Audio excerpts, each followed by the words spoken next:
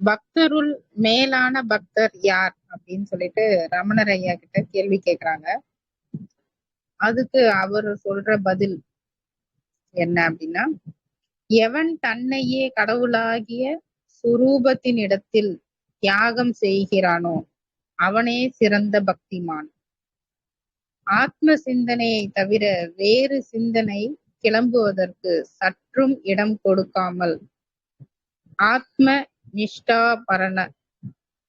பரனாய் இருப்பதே தன்னை ஈசனுக்கு அளிப்பதாகும். ஈசன் பேரில் எவ்வளவு பாரத்தை போட்டாலும் அவ்வளவையும் அவர் வகித்துக் கொள்கிறார்.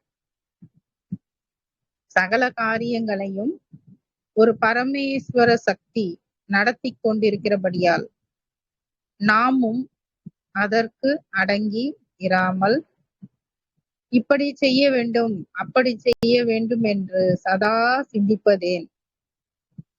புகை வண்டி சகல பாரங்களையும் தாங்கிக் கொண்டு போவது தெரிந்திருந்தும் அதில் ஏறி கொண்டு போகும் நாம் நம்முடைய சிறிய மூட்டையையும் அதில் போட்டுவிட்டு சுகமாய் இராமல் அதை நமது தலையில் தாங்கிக் கொண்டு ஏன் கஷ்டப்பட வேண்டும் அப்படின்னு கேக்குறாரு.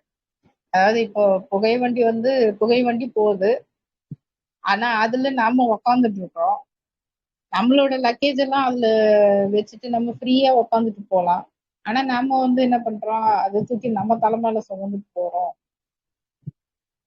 அப்படின்னு சொல்லிட்டு ஒரு உதாரணத்தோட இதுல விளக்கி இருக்கிறாங்க.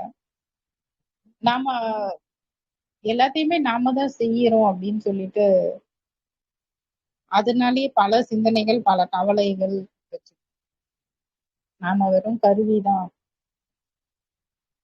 இறைவன் எப்படி நம்மளை படைச்சாரோ அதே மாதிரி இறைவன் நம்மளை பார்த்துப்பார் அப்படிங்கிற ஒரு நம்பிக்கையோட எல்லாத்தையுமே இறைவன் கிட்ட சரணாகதி பண்ணிட்டு நம்ம எந்தவித கவலையும் இல்லாம எந்தவித கோரிக்கையும் வைக்காம நம்ம யார் இருக்கிறாங்களோ அவங்கதான் சிறந்த பக்தர் அப்படின்னு சொல்லிட்டு ரமணர் ஐயா சொல்லியிருக்காங்க.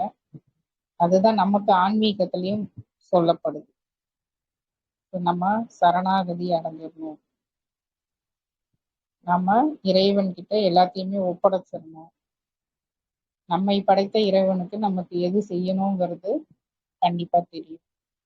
அப்படிங்கிற அந்த தெளிவோட நம்ம பயணத்தை தொடரணும் அப்படிங்கிறது தான் இதுல சொல்லப்பட்டிருக்கு. மிக்க நன்றி.